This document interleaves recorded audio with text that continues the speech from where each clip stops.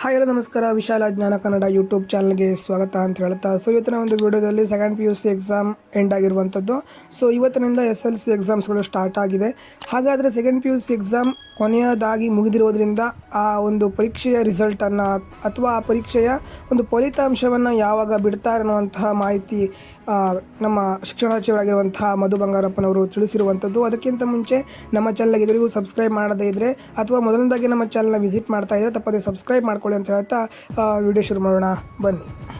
ಸುದ್ದಿಗೋಷ್ಠಿಯಲ್ಲಿ ಅಂದರೆ ಶಿಕ್ಷಣ ಸಚಿವರಾಗಿರುವಂತಹ ಮಧು ಬಂಗಾರಪ್ಪನವರು ಇವತ್ತಿನಿಂದ ಇವ್ಯಾಲ್ಯೂಯೇಷನ್ ಕಾರ್ಯ ಅಂತಂದರೆ ಒಂದು ನಿಮ್ಮ ಬರೆದಿರುವಂಥ ಉತ್ತರ ಪತ್ರಿಕೆಯ ಒಂದು ಇವ್ಯಾಲ್ಯೂಯೇಷನ್ ಕಾರ್ಯ ಸ್ಟಾರ್ಟ್ ಆಗುತ್ತೆ. ಅದಾದ ನಂತರ ನಿಮಗೆ ರಿಸಲ್ಟನ್ನು ಅನೌನ್ಸ್ಮೆಂಟ್ ಮಾಡ್ತಾರೆ. ಹಾಗಾದರೆ ವಿದ್ಯಾರ್ಥಿಗಳೇ, ನಿಮ್ಮ ತಲೆಗೆ ಬಂದಿರುವಂತಹ ವಿಚಾರ ಏನಪ್ಪ ಅಂತಂದರೆ ರಿಸಲ್ಟನ್ನು ಯಾವಾಗ? ರಿಸಲ್ಟನ್ನು ಏಪ್ರಿಲ್ 7ನೇ ತಾರೀಕಿಗೆ ನಿಮಗೆ ರಿಸಲ್ಟ್ ಅನೌನ್ಸ್ಮೆಂಟ್ ಆಗುತ್ತೆ ಅಂತ ಇವತ್ತು ಅಧಿಕೃತವಾಗಿ ಹೇಳಿರುವಂಥದ್ದು.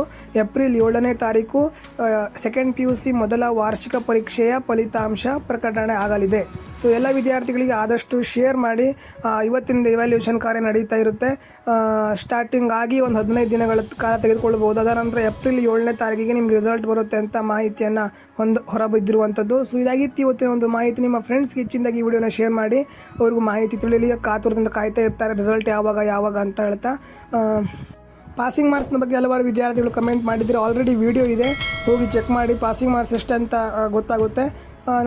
ಇನ್ನೇನಾದರೂ ಡೌಟ್ ಇದ್ದರೆ ಕಮೆಂಟ್ ಮಾಡಿ ಅಂತ ಹೇಳ್ತಾ ಮುಂದಿನ ವಿಡಿಯೋದಲ್ಲಿ ಮತ್ತೆ ಸಿಗೋಣ. ಜೈ ಹಿಂದ್, ವಂದೇ ಮಾತರಂ.